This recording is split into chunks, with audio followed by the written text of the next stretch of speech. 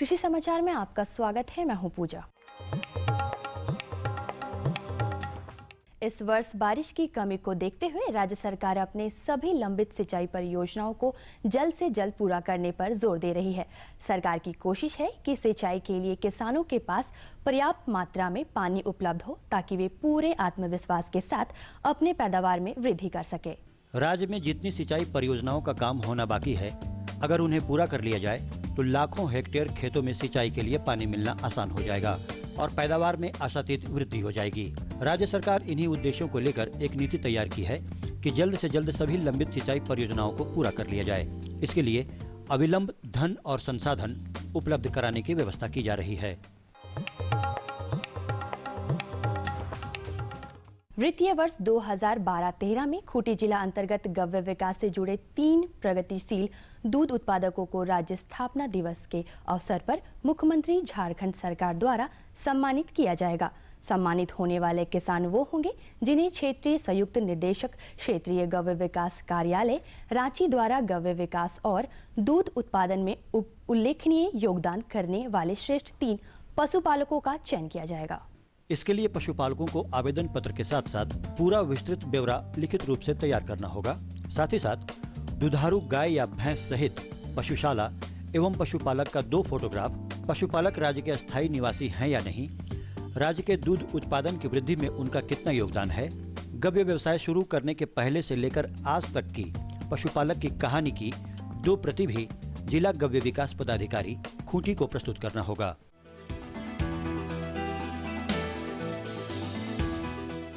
अनाज और सब्जी पैदा करने वाले किसान अपनी आमदनी बढ़ाने के लिए खेतीबाड़ी के साथ साथ मधुमक्खी पालन भी कर सकते हैं। मधुमक्खी पालन कम लागत में मात्र 5 बक्से से शुरू करें। जैसे जैसे उत्पादन बढ़ता जाए वैसे वैसे बक्से बढ़ाते जाएं और उसके लिए कम खर्च में आसानी से पाला जाने वाला मधुमक्खी रखें। इटालियन और मिलीफेरा। आप फसल उत्पादक किसान हैं, मधुमक्खी पालन करना चाहते हैं और पास में बहुत ज्यादा पूंजी भी नहीं है तो कम लागत में मात्र 5 बक्सों से ही मधुमक्खी पालन शुरू करें। इस कार्य के लिए इटालियन मधुमक्खी बेहतर विकल्प साबित हो सकता है। अब जो सब्जी वगैरह लगाते हैं या दूसरी खेती करते हैं वो कम से कम 5 बक्सों से मधुमक्खी पालन का शुरुआत करें और इसमें बहुत ज़्यादा पैसा नहीं लगता है। दूसरा, इसका फ़ायदा बहुत ज़्यादा है। इससे कुछ नहीं होगा तो कम से कम 5 बक्सों से घर में खाने के लिए शहद हो जाएगा और इतना ज़्यादा ज़रूर 5 बक्सों से हो जाएगा कि कुछ उसको बेच के आप थोड़ी सी आमदनी भी कर लेंगे। तो किसान भाइयों को और साथ में इटालियन मधुमक्खी का पालन करें। ये बहुत ही अच्छी प्रजाति है तथा इससे शहद भी ज़्यादा निकलता है। खेतों में जल निकास की अच्छी व्यवस्था हो तो सभी तरह की मिट्टी में शकरकंद की बहुत अच्छी खेती की जा सकती है। झारखंड में शकरकंद के बेहतर उत्पादन के लिए लाल शकरकंद के उत्पादन प्रभेद बिरसा शकरकंद 1, श्रीवर्धनी, राजेंद्र शकरकंद 47 लगाएं और सफ़ेद शकरकंद के लिए पूसा सफ़ेद S30, S30, 21 और श्री नंदनी लगाएं। 1 हेक्टेयर में शकरकंद लगाने के लिए 82,000 लतर कटिंग्स की जरूरत होती है। पौधों के बीच 20 सेंटीमीटर तथा कतारों के बीच 60 सेंटीमीटर की दूरी रखते हुए लतर का अग्रभाग 20 सेंटीमीटर की गहराई में रोप दें और 30 से 35 दिन के बाद मिट्टी चढ़ा दें। इन बातों का ख्याल रखते हुए शकरकंद लगाते हैं तो निश्चित तौर पर आप बेहतर उपज पाएंगे। साथ ही साथ शकरकंद के बेहतर उत्पादन के लिए बिरसा शकरकंद 1, राजेंद्र शकरकंद 47, पूसा सफेद S30, S3021, श्री नंदनी, कालमेघ, श्री भद्रा और श्री वर्धनी नामक उन्नत प्रभेद लगाएं। इनकी उत्पादन क्षमता प्रति हेक्टेयर 25 से 30 टन है।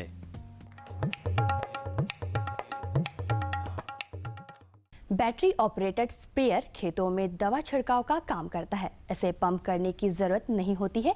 ये रिचार्जेबल बैटरी से चलता है और इसे एक बार चार्ज कर देने के बाद दिन भर स्प्रे करने का काम करते हैं। फसलों में दवा छिड़काव का काम करने के लिए ज्यादातर वैसे स्प्रेयर उपलब्ध हैं जो पंप करने से दवा छिड़काव का काम करता है, लेकिन बैटरी ऑपरेटेड स्प्रेयर एक ऐसा स्प्रेयर है जिसे पंप करने की जरूरत नहीं होती है। ये बैटरी से चलता है। इस स्प्रेयर की तरल धारण क्षमता 16 लीटर है। इसके द्वारा 1 एकड़ खेत में 150 लीटर पानी की खपत होती है। इसकी कार्यक्षमता 2 से 3 एकड़ प्रतिदिन है। आज हम आपको एक ऐसे किसान से मिलवाने जा रहे हैं जिन्होंने अपनी खेती-बाड़ी के काम धीरे-धीरे मगर सोच समझकर प्रगति के पथ पर बढ़ना शुरू किया। प्रतिकूल परिस्थितियों को पहले समझा, उसके बाद उसका हल ढूंढा और धीरे-धीरे राह आसान होता गया। अब उनके पास अच्छी उपज भी है और सुकून भी। एक किसान के पास धैर्य है तो समझिए उनके पास सफलता की कुंजी है।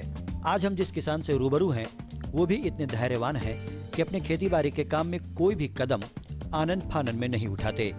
ये अपनी कमियों को जानते हैं और ये भी जानते हैं कि इससे कैसे पार पाया जा सकता है।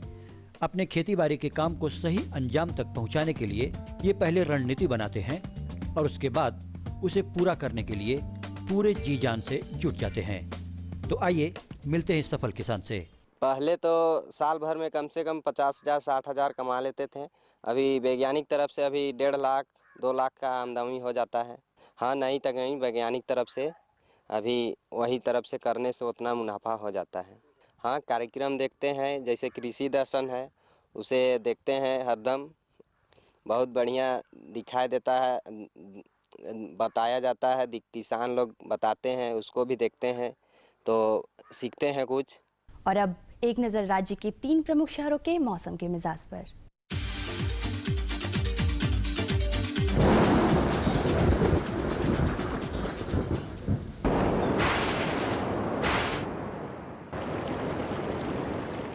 आज राज्य के 3 प्रमुख नगरों के 10 तापमान कुछ इस प्रकार हैं। रांची का न्यूनतम तापमान 12.2 डिग्री सेल्सियस और अधिकतम तापमान 22.4 डिग्री सेल्सियस। जमशेदपुर का न्यूनतम तापमान 22 डिग्री सेल्सियस और अधिकतम 29.2 डिग्री सेल्सियस। मेदिनीनगर का न्यूनतम तापमान 17.5 डिग्री सेल्सियस और अधिकतम 27.5 डिग्री सेल्सियस। और अब मंडी भाव में आइए नजर डालते हैं अनाजों के भाव पर।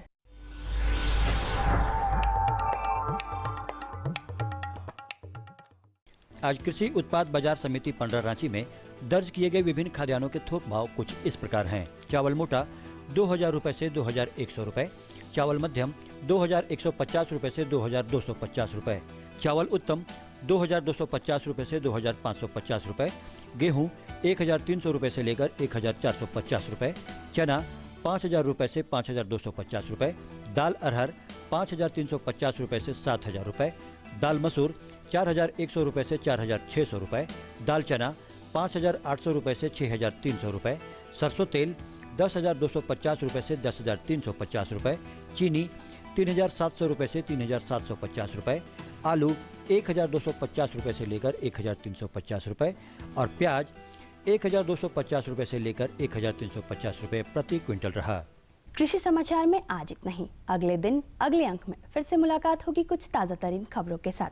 तब तक के लिए दीजिए इजाजत। नमस्कार, जोहार। ये लो और बताओ। बस। अरे ये क्या भैया जी, बस इतनी सी रासायनिक खाद? किसानी छोड़ रहे हो क्या? किसानी नहीं, नादानी छोड़ रहे हैं। मिट्टी की जांच कराई है।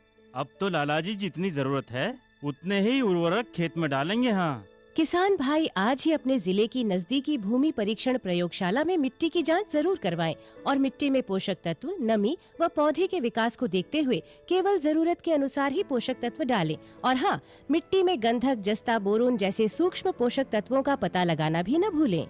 उर्वरक और जैविक खाद के सही उपयोग से भूमि का उपजाऊपन बनाए रखें, उत्पादकता बढ़ाएं, खर्चा घटाएं और बहुमूल्य विदेशी मुद्रा बचाने में भी सहयोग दें। और हाँ, धीमी गति से नाइट्रोजन उपलब्ध कराने वाले उर्वरकों जैसे नीम लेपित यूरिया को प्राथमिकता दें और यूरिया का पत्तों पर छिड़काव करें। अरे वाह, तू तो सचमुच समझदार हो गया रे। अधिक जानकारी के लिए संपर्क करें जिला कृषि अधिकारी या किसान कॉल सेंटर। अम्मा खाना दे दो ना। सबर कर गोलू, अभी दाल नहीं गली है। तू फिक्र ना कर गोलू की अम्मा, अब की बार अपनी दाल खूब गलेगी। क्या मतलब जी? अब की बार NFSM के तहत दाल की पैदावार को बढ़ाने के तरीकों को दिखाने के लिए देश में 1000 क्षेत्र चुने गए हैं, जिसमें हमारा इलाका भी आ गया है। पर इससे हमें क्या फायदा? हमें 5 एकड़ खेती के लिए खाद और कीटनाशक के अलावा बढ़िया बीजों की एक मिनी किट भी मिलेगी। इतनी दाल का करेंगे क्या जी? अरे भगवान, सरकार ने दलहन का समर्थन मूल्य भी खूब बढ़ा दिया है और इनकी खरीद का भी पूरा इंतजाम कर लिया है। इससे आमदनी बढ़ेगी और फिर हमारा गोलू अच्छे स्कूल में जाकर के कृषि वैज्ञानिक बनेगा। हाँ।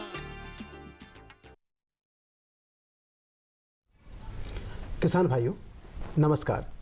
कृषि दर्शन कार्यक्रम में आप सभी का बहुत बहुत स्वागत है। किसान भाइयों, ठंड के मौसम की एक बहुत अच्छी बात होती है कि ठंड के सेहरन के साथ साथ हमारे खेतों में सब्जियां लगी हुई होती है, लेकिन सब्जियां जो लगी हुई होती है उन्हें कई बार रोगों से नुकसान होता है। ये नुकसान आपको नहीं हो, इसलिए आज हम बातचीत करेंगे जिस विषय पर, वह है सब्जी फसलों में लगने वाले रोग और उनका निदान। इस विषय पर बातचीत करने के लिए हमारे साथ हैं हार्प पलांडू के सब्जी विशेषज्ञ श्री धनंजय कुमार जी। धनंजय कुमार जी, आपका हमारे कार्यक्रम में बहुत बहुत स्वागत है। किसान भाइयों नमस्कार। किसान भाइयों, अगर सब्जी फसल से जुड़ी कोई भी बात हो, अगर किसी रोग के बारे जानना चाहते हैं, क्यों वह लग रहा है, उसका निदान कैसे किया जा सकता है, तो आप सीधे सीधे हमारे साथ जुड़ सकते हैं, हमारे विशेषज्ञ से प्रश्न पूछ सकते हैं। हमारा फ़ोन नंबर है 0651 2284 553। तो किसान भाइयों, आप संपर्क करें सीधे हमारे साथ और विशेषज्ञ से इस विषय पर जानकारी हासिल कर सकते हैं। धनंजय जी, इससे पहले कि कोई किसान हमारे साथ जुड़े जी, तो अभी तो सबसे पहला प्रश्न ये उठता है कि जब रोग लगने लगता है तो ये एक बहुत बड़ी समस्या हो जाती है किसान भाइयों के लिए। रोग नहीं लगे, इसके लिए हम क्या प्रबंधन करें? ऐसा है कि किसान भाइयों, मतलब रोग तो कुछ न कुछ तो आपको आएगा ही, लेकिन रोग प्रबंधन अगर हम करते हैं, शुरू से आप कोई भी फसल लगा रहे हैं तो आप फसल लगाने से पहले उसके बारे में जानकारी प्राप्त कर लें कि इस फसल में क्या क्या रोग आएगा, क्या क्या कीट आएगा और कौन कौन सा रोग का क्या दवा है या क्या लक्षण है, उसके बारे में जानकारी प्राप्त कर लेना चाहिए। तो आपका जो है नियंत्रण करने में आसान होगा। जैसे कि होता क्या है कि रोग मतलब 2-3 तरह से आता है। एक तो है कि मिट्टी से होता है रोग पैदा, जो हमारा झारखंड का मिट्टी है, अम्लीय मिट्टी है, तो इसमें मुरझा रोग की समस्या आता है। अगर आप बैगन, टमाटर, मिर्चा, शिमला मिर्च का पौधा लगा रहे हैं तो उसमें मुरझा रोग का समस्या आएगा। दूसरा है बीज जनित रोग, जो बीज से होता है, जैसे कि बैगन में सड़ने का बीमारी जो है, फल सड़ने का बीमारी जो है बीज से होता है, तो हमको बीज का उपचार करना होगा। तीसरा जो है कि जैसे कि हवा के द्वारा जो है, जैसे कि आप लत्तीदार सब्जी का खेती करते हैं तो एक डाउनी मिल्ड्यू करके बीमारी है या पाउडरी मिल्ड्यू करके, तो हवा के द्वारा जो है उसका संक्रमण बढ़ता है। कुल मिलाकर आप ये बताना चाह रहे हैं कि जो रोग लगते हैं वो 3 तरह से लग सकते हैं। मूल रूप से बहुत तरह हो सकते हैं, लेकिन मूल रूप से एक तो मिट्टी से लग सकता है जी हाँ, और दूसरा बीज से लग सकता है, और तीसरा जो है वो हवा से लग सकता है। तो ये जो मिट्टी आपने बताया कि झारखंड में अम्लीय मिट्टी पाई जाती है, तो मिट्टी का किस तरह से प्रबंधन करें ताकि रोग कम लगे? जैसे मिट्टी के प्रबंधन में है किसान भाइयों के, पहले तो कि आपका अगर मिट्टी का आप जांच करवाते हैं, मिट्टी का जांच करवाना जरूरी है, क्योंकि आपका उससे पता चलता है कि आपके मिट्टी में पोषक तत्व की मात्रा कितना है। और एक जो अम्लीय मिट्टी में पीएच बोला जाता है कि पीएच आपका कितना है। अगर पीएच आपको 5 से नीचे है तो उत्पादन जो है कम होगा, उसमें रोग की संभावना ज़्यादा रहेगा। तो उसके लिए क्या है कि आप अम्लीय मिट्टी में आप चूना का प्रयोग करेंगे। चूना अगर 2 किलो प्रति डिसमिल के दर से साल में एक बार अगर प्रयोग करते हैं तो उससे अम्लीयता में कमी आती है और रोग जो है कम होगा। दूसरा है मिट्टी से संबंधित कि जैसे कार्बनिक पदार्थ जो है, गोबर की खाद है, केचुआ की खाद है, इसका मात्रा अगर आपके मिट्टी में ज़्यादा होगा तो जो है रोग कम आएगा। हो रहा है कि हम रासायनिक खाद का प्रयोग तो कर रहे हैं, लेकिन जैविक खाद का, गोबर की खाद का या हरी खाद का प्रयोग नहीं करते हैं, तो उससे भी मिट्टी का उपचार नहीं हो पाता है। और इसके करने के बाद भी अगर आपका नहीं हो रहा है तो आपको जो है, जैसे कि बैगन है, टमाटर है, तो बैगन टमाटर में मुरझा रोग आता है जो मिट्टी से पैदा होता है, वो बैक्टीरिया जो है वो मिट्टी में है, तो उसका कोई रासायनिक नियंत्रण नहीं है। उसका नियंत्रण है कि चाहे तो आप फसल चक्र अपनाएं। दूसरा है कि रोगरोधी किस्म को आप लगाएं। जैसे बैगन में हमारे पलांडु केंद्र से स्वर्ण श्यामली, स्वर्ण प्रतिभा, टमाटर में स्वर्ण लालिमा और स्वर्ण नवीन किस्म विकसित किया गया है। इसके अलावा टमाटर में जो है संकर किस्म भी है, स्वर्ण विजया, स्वर्ण संपदा, जिसका कि अगर आप प्रयोग करेंगे तो मुरझा रोग का मतलब जो है निदान हो जाएगा। 80% पौधा जो है आपको नियंत्रण में आ जाएगा। जैसा कि आप बता रहे थे कि मिट्टी की जांच करनी चाहिए जिन क्षेत्रों में अम्लीय मिट्टी है, तो इसके लिए वो क्या प्रक्रिया अपनाएंगे? नहीं, जैसे कि एक तो कि बिरसा कृषि विद्यालय है जहाँ से आप मिट्टी जांच करवा सकते हैं, या कृषि विज्ञान केंद्र, हर एक जिले में कृषि विज्ञान केंद्र है, या रांची में रामकृष्ण मिशन है, कृषि ग्राम विकास केंद्र रुका में है, वहाँ से मिट्टी जांच करवा सकते हैं। उनके क्षेत्र निकटतम क्षेत्रों वहाँ पर अपना मिट्टी की जांच करवा सकते हैं। दूसरी बात, आपने जब इस क्रम में आप बता रहे थे तो आपने कहा कि बीजोपचार की बात है। बीज क्या करें? एक तो बीजोपचार की बात आती है कि बीजोपचार कर ले तो रोग नहीं लगेंगे। इसके अलावा क्या कुछ खास किस्में भी होती हैं जो रोगरोधी होती हैं? हाँ, जैसे कि अभी हम किसान भाइयों को बताएं कि बैगन में और टमाटर में जो किस्म है, जैसे कि बैगन में स्वर्ण श्यामली, स्वर्ण प्रतिभा जो हमारे अनुसंधान केंद्र पलांडु से विकसित किया गया है, तो उसमें मुरझा रोग नहीं आता है। दूसरा है टमाटर में आपको स्वर्ण लालिमा है, स्वर्ण नवीन है, और संकर किस्म में स्वर्ण संपदा है, स्वर्ण विजया है, उसको भी लगाएंगे तो नहीं होगा। तीसरा है कि जैसे कि कुछ आप जो आप बोले कि बीजोपचार से, तो अगर किसान भाई अगर रासायनिक दवा का प्रयोग करना चाहते हैं तो बावेस्टिन नामक जो दवा आता है, थोड़ा सा बीज में 1 चुटकी मात्रा ले लें और बीज को उपचारित कर देंगे, तो उससे भी जो है रोग का जो बीज से जो रोग होता है या कुछ और फफूंद जो मतलब हमारे पौधा को नुकसान पहुंचाते हैं मिट्टी में जो रहते हैं, तो उसको करने से जो है उसमें नियंत्रण हो जाता है। कई बार ऐसा भी होता है कि कुछ किसान भाई जिनको दूरी का मालूम नहीं होता है, कुछ सब्जियों में दूरियां होती हैं कि एक निश्चित दूरी में लगाएं, तो क्या वो भी कई बार रोग का कारण हो सकता है क्या? हाँ, अगर जैसे कि आप पौधा बहुत घना लगा दे रहे हैं, तो घना लगा दे रहे हैं तो पौधा को जो हवा मिलना चाहिए, धूप मिलना चाहिए, तो वो पौधा को अगर जब नहीं मिलता है तो वहाँ पर जो है रोग क्या होता है। दूसरा है कि कुछ भ्रांतियाँ भी है, जैसे किसान भाई समझते हैं कुछ, जैसे कि आपकी मिट्टी में कुछ कमी है, पोषक तत्व की कमी है या सूक्ष्म पोषक तत्व की कमी है, तो पोषक तत्व की कमी से भी पौधा में जो है लक्षण जो है लगता है कि जैसे रोग है। देखिए, अगर आपको सल्फर की कमी है तो पौधा का पत्ता पीला निकलने लगेगा, पोटास की कमी है तो पत्ती जो है किनारे से जो है आपको सूखना शुरू हो जाएगा, बोरन की कमी है तो जैसे कि फूलगोभी और बंधा गोभी में जो है बोरन की कमी से क्या होता है कि मतलब सड़ने का बीमारी आने लगता है, और टमाटर में आपको फल फटने का बीमारी आने लगता है। तो ये सब जो है पोषक तत्व की कमी से है। अगर पोषक तत्व की कमी को अगर हम दूर कर देते हैं तो हमारा बीमारी जो है नियंत्रण में आ जाएगा। और इसकी जानकारी उन्हें मिलेगी मिट्टी जांच के द्वारा? हाँ, मिट्टी जांच के द्वारा मिलेगा। और ऐसे भी जो हम लोग का झारखंड की मिट्टी में आपको मुख्य पोषक तत्व तो नाइट्रोजन, फास्फोरस और पोटास आपको प्रयोग करना ही है। उसके अलावा सल्फर का और आप बोरन का, बोरन करीब करीब जो भी किसान भाई सब्जी लगाते हैं, बोरन का प्रयोग उनको अपने खेत में अवश्य करना चाहिए। कम से कम 2 से 3 छिड़काव जो है बोरन का करना चाहिए। अगर फूलगोभी और बंधा गोभी का खेती कर रहे हैं तो फूलगोभी और बंधा गोभी में बोरन के साथ साथ मोलिब्डेनम एक अति सूक्ष्म तत्व है जिसका मोलिब्डेनम का भी प्रयोग करना चाहिए। अगर बोरन का प्रयोग कर रहे हैं फूलगोभी बंधा गोभी में तो 1 ग्राम प्रति लीटर पानी में मिला करके छिड़काव करें। और मोलिब्डेनम का जब करना है तो अमोनियम मोलिब्डेट करके जो रासायनिक तत्व आता है उसका 1 ग्राम 8 लीटर पानी में मिला करके कम से कम 3 छिड़काव अगर करेंगे तो फूलगोभी और बंधा गोभी में ज़्यादा से ज़्यादा जो रोग लगता है, सड़ने का, पत्ती खराब होने का, या फूलगोभी के ऊपर देखते होंगे चावल का दाना बन जाता है, या बंधा गोभी फूलगोभी को आप बीज से काटेंगे तो बीच में भूरा रंग का जो सड़ा हुआ भाग रहता है, तो उसका भी नियंत्रण जो है वो बोरन और मोलिब्डेनम से हो जाता है। उसके अलावा किसान भाई जैसे कि मतलब कुछ भ्रांतियाँ जो हम बोले कि जैसे मिर्चा या शिमला मिर्च का खेती करते हैं, तो मिर्चा और शिमला मिर्च में होता क्या है ना कि कुछ जो हम 3 प्रकार बताए थे, तो चौथा भी जो जैसे होता है कि कुछ वायरस जो है, विषाणु जो रोग आता है, तो वह रोग जो है आपको कीट के द्वारा होता है। जैसे कि थ्रिप्स है, सफ़ेद वाइट फ्लाई बोलते हैं, सफ़ेद मक्खी जिसको भी कहते हैं, उसको होता है। तो अगर जैसे कि आप मिर्चा की खेती कर रहे हैं या शिमला मिर्च की खेती कर रहे हैं तो उसमें 2 लक्षण किसान भाई अपने खेत में देखते होंगे। एक जो है पत्ती के कुड़ने का, उनको लगता है कि वायरस आ गया, लेकिन वायरस है नहीं। है क्या कि पत्ती जब ऊपर की ओर मुड़ जाता है तो उसका पहचान है कि थ्रिप्स है।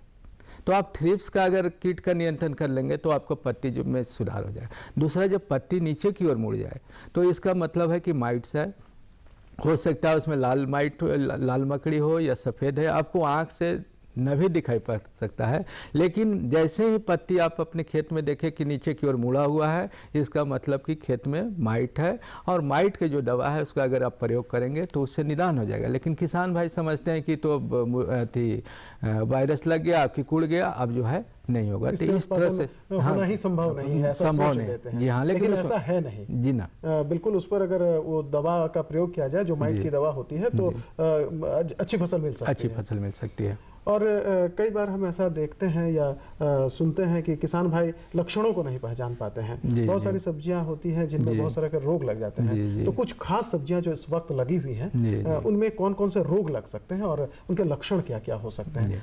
जैसे किसान भाई, अगर आपके खेत में अभी बैगन की फसल लगी हुई होगी तो बैगन में दो तरह का अभी आपको रोग ज़्यादा तंग करता है। एक तो मुरझा रोग है, तो मुरझा रोग का तो अगर आपके खेत में लगा हुआ है, आप रोगरोधी किस्म नहीं लगाए हैं तो उसका तो नियंत्रण संभव नहीं है। लेकिन एक आता है फल सड़ने का बीमारी। आपका फल जो है लगा हुआ है, अगर बीज का फसल है तो उसमें ज़्यादा नुकसान होता है, लेकिन अगर आपका सब्जी का फसल भी है तो उसमें भी जो है फोमोसिस ब्लाइट बोलते हैं, फल में सड़न शुरू हो जाता है। तो उसके नियंत्रण के लिए क्या है कि जब भी आप बैगन की खेती करें तो बैगन की खेती में आपको फल सड़ने का बीमारी आएगा ही, यहाँ के मौसम में फल सड़ने की बीमारी आएगा ही। तो जब आपका फूल देना शुरू कर दे, फलन स्टार्ट हो जाए, तो आप जो है उसमें बावेस्टिन नामक दवा जो है 1 ग्राम प्रति लीटर के दर से अगर 15 से 20 दिनों के अंतराल पर अगर आप छिड़काव करते हैं तो आपका जो है ज़्यादा से ज़्यादा नियंत्रण फोमोसिस ब्लाइट से हो जाएगा। दूसरा, एक स्कोर करके दवा आई हुई है, स्कोर को आधा ml प्रति लीटर के दर से मिला करके आप छिड़काव करते हैं पानी में, तो उसे कभी आप बावेस्टिन का करें, कभी स्कोर करें, तो इससे क्या होगा कि मतलब जो रोग आएगा वो कम आएगा और आपका मतलब ज़्यादा फसल का नुकसान नहीं होगा। क्योंकि बैगन में जब आपको फल सड़ने की बीमारी कब पता चलता है, जब उसमें धब्बा आ जाता है। तो जो धब्बा आया उसको तो आप देख लिए कि इसमें तो रोग आ गया, लेकिन जिसमें अभी आँख से आपको दिखाई नहीं पड़ रहा उसमें भी उसका जो है बैक्टीरिया जो है, फंगस जो है उसमें घुसा हुआ है, तो बाद में। इसीलिए हमको रोग आने से पहले उसको सावधानी के तौर पर पहले तो बीज उपचार कर लेना है, जैसे कि बावेस्टिन से अगर करते हैं। दूसरा जो है हमको उसमें छिड़काव समय समय पर करते रहना है। इसके अलावा किसान भाई, टमाटर अभी आप लगाए होंगे, तो टमाटर में जो है 2 बीमारी जो है ज़्यादा तंग करता है, एक आगात झुलसा, एक पछात झुलसा, जिसे अर्ली ब्लाइट और लेट ब्लाइट बोलते हैं। आगात झुलसा में क्या है कि आगात झुलसा में अभी जो है आगात झुलसा आता है, पत्ती पर देखेंगे कि खैनी का रंग का या भूरे रंग का या काले रंग का छोटा छोटा धब्बा बनता है। वो धब्बा जब आप अगर पत्ती पर नियंत्रण नहीं करेंगे तो आप डंठल पर आ जाएगा, डंठल पर भी आप नियंत्रण नहीं करेंगे तो फिर फल के ऊपर आ जाएगा और फल सड़ करके आपको जो ऊपर काला धब्बा होकर के गिरने लगेगा। तो उसका जो है नियंत्रण के लिए अगर आप अभी उस तरह का लक्षण आपके खेत में, टमाटर के खेत में या टमाटर के साथ साथ आलू में भी जो आपके खेत में आलू का फसल लगा हुआ है उसमें भी अगेती झुलसा आता है, तो अगेती झुलसा के लिए अभी जो है ब्लू कॉपर जो या ब्लाइटॉक्स करके जो दवा आती है 3 ग्राम प्रति लीटर पानी में मिला करके अगर आप छिड़काव करेंगे तो उसका नियंत्रण हो जाएगा। उसके साथ साथ कवच नामक दवा जो है 1.5 ग्राम प्रति लीटर पानी में मिला करके करने से नियंत्रण हो जाएगा। आपको ध्यान नहीं देना है कि एक दवा को बार बार हम नहीं करें, अगर ब्लू कॉपर की है तो अगला बार जो है हम कवच करें, जिससे कि रोग मतलब जो दवा जिस ब्रांड को हम उपयोग कर रहे हैं उसे हम बदल दें ताकि उसका नुकसान नहीं हो। हाँ, मतलब अधिक से अधिक लाभ। हाँ, क्योंकि होता है कि बीमारी या कीट जो है आप एक ही दवा को अगर बार बार आप प्रयोग करेंगे उसका अभ्यस्त हो जाएगा और उसमें जो बच जाएगा तो फिर उसको नियंत्रण करना मुश्किल हो जाएगा। बिल्कुल। तो टमाटर में फटने का भी कुछ बताया? टमाटर में फटने का जैसे कि तो बोरन की कमी से आता है कि आप एक तो टमाटर में है कि टमाटर का सीधे अगर फल फटता है तो आपको जो है वेराइटी का मतलब किस्म का अवगुण है, और दूसरा है गोल जो है सर्कल जैसा है तो वो बोरन की कमी है। तो टमाटर में जब आप बिचड़ा लगा रहे हैं तो एक छिड़काव आप बिचड़ा में भी कर दो, उसके बाद कम से कम 2 से 3 छिड़काव फूल से लेकर के फल पकने तक में 2 से 3 छिड़काव अगर बोरन का करते हैं। और बाज़ार में अभी जो है घुलनशील बोरन जो है उपलब्ध हो गया है, जिससे कि आप 1 ग्राम प्रति लीटर पानी में मिला करके छिड़काव करने से होगा। एक चीज़ और टमाटर के बारे में हम बताना चाहते हैं कि टमाटर में एक रोग आता है फल में जो है, देखेंगे कि नीचे जो है काला होकर के और सड़ना शुरू हो जाता है। किसान भाई उसको समझते हैं कि रोग है, लेकिन वह रोग नहीं है। वह जो है मतलब उसको ब्लोसम एंड रोट या बक आई रोट बोलते हैं।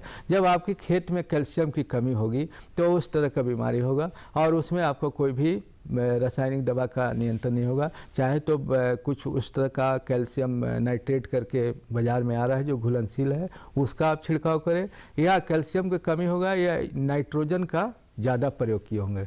उस दोनों ही या हाँ, तो कैल्शियम की कमी है या नाइट्रोजन के ज़्यादा प्रयोग किए किया होंगे। तो नाइट्रोजन के ज़्यादा प्रयोग करने से भी सड़ने का बीमारी जो है आता है। तो वो जो भी आप टमाटर लगा रहे हैं किसान भाई खेत में, उनको ये जानकारी होनी चाहिए कि नाइट्रोजन की कितनी मात्रा डालनी चाहिए प्रति हेक्टेयर क्या दर होना चाहिए। अगर वो ज़्यादा होगा तो इस तरह का। और दूसरा है संतुलित खाद का प्रयोग करना चाहिए। खाली हमको नाइट्रोजन ही नहीं करना है, हमको फास्फोरस भी डालना है, पोटास भी डालना है, क्योंकि फास्फोरस का काम अलग है, पोटास का काम अलग है, नाइट्रोजन का काम अलग है, सल्फर भी होना चाहिए। तो इस तरह से संतुलित जब डालेंगे तो उनका बीमारी कम होगा। कभी कभी पोटास की कमी से लगेगा कि पौधा जो है एकदम बीमार हो गया है, तो वहाँ पर कोई दवाई नहीं काम करेगा, वहाँ पर जो है उनको पोटास का प्रयोग करना चाहिए।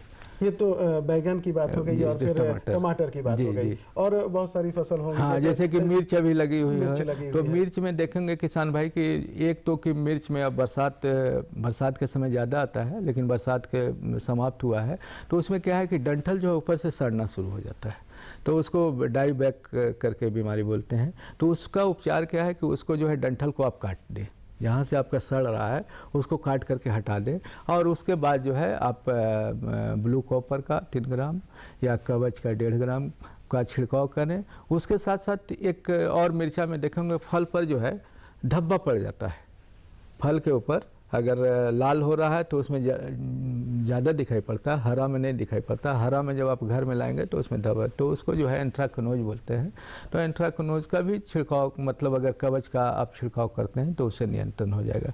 आपके किसान भाई आपके खेत में अभी जो है फूलगोभी और बंधा गोभी भी लगा हुआ है। झारखंड में फूलगोभी और बंधा गोभी की काफी पैमाने पर खेती होती है, इसलिए तो फूलगोभी और बंधा गोभी में अगर जैसे कि हम बताएं कि बोरन और मोलिब्डेनम का अगर कर लेते हैं तो ज़्यादातर बीमारी का नियंत्रण होता है। उसके अलावा एक ब्लैक रॉट करके बोलते हैं, वो पत्ती जो है ना, पत्ती के किनारे से भी आकार का जो है वह जो है सूखना मतलब शुरू हो जाता है, और सूखते सूखते देखेंगे कि पत्ती का पूरा सूख गया है या काला हो गया है, तो उसके लिए जो है ब्लाइटॉक्स है या डाइथेनियम 45 है। तो इसकी मात्रा क्या होगी? हाँ, अगर ब्लू कॉपर जब भी हम करते हैं तो 3 ग्राम उसकी मात्रा है। अगर छोटा, हाँ नहीं, प्रति लीटर 3 ग्राम प्रति लीटर डालेंगे। और उसको अगर पौधा छोटा है तो आप 2 ग्राम करें, जैसे कि आप नर्सरी में कर रहे हैं या नर्सरी के बाद कर रहे हैं तो 2 ग्राम करें।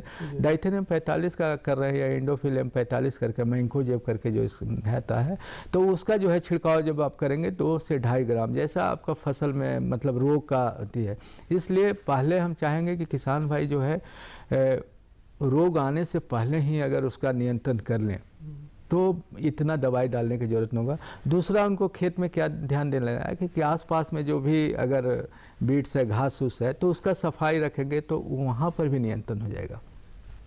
मतलब उतना दवाई का उनको प्रयोग नहीं करना होगा। कुछ पत्ता में अगर आपको जैसे कि हम बोले कि टमाटर में झुलसा रोग आ रहा है तो उसके लिए है, या बैगन में आपको फोमेसिस ब्लाइट है, या फूलगोभी में, तो उस तरह के जो लक्षण वाला पत्ती है उसको आप काट करके जला दे या गड्ढा में डाल दे, तो उससे भी आपको दवाई का बचत होगा और कम दवाई में जो है आपका जो है उसका नियंत्रण हो जाएगा। चूंकि आप सब्जी विशेषज्ञ हैं तो अमूमन हम देखते हैं कि हमारे जो किसान भाई हैं वो रासायनिक दवाओं का प्रयोग करते हैं। क्या कुछ ऐसा कोई विकल्प नहीं है जिससे वो रासायनिक दवा या रासायनिक चीज़ों से हटकर वो जैविक चीज़ों का इस्तेमाल करें, ताकि इससे क्या रोग नियंत्रण में इसका भी कुछ? जी हाँ, रासायनिक दवा का अभी किसान भाई क्या हो रहा है कि रासायनिक दवा जो है करते करते आपका जो फसल का और मिट्टी का जो है मतलब बहुत बुरा प्रभाव पड़ रहा है। तो हम नहीं बोलेंगे कि एक बार एक पूरा आप रासायनिक दवा को ख़त्म करें, लेकिन बाज़ार में नीम आधारित कीटनाशक आ रहा है, या आप घर में आप घर में चाहें तो आप गौमूत्र से, बेसन से, गुड़ से और गोबर से आप बना सकते हैं। उसके अलावा खैनी है, लहसुन है, मिर्चा से दवाई बना सकते हैं। कहने का मतलब है कि जैविक खेती के भी तमाम साधन उपलब्ध हैं यहाँ पर। जी धनंजय कुमार जी, किसान भाइयों, जैसा कि आपने सुना कि रोग लग सकते हैं, रोग लगेंगे ही, लेकिन उपचार अगर कर लिया जाए तो रोग कम लगेंगे और कई बार ऐसा हो सकता है कि रोग नहीं भी लगें। इसलिए सबसे पहला कदम जो है वो उपचार होना चाहिए।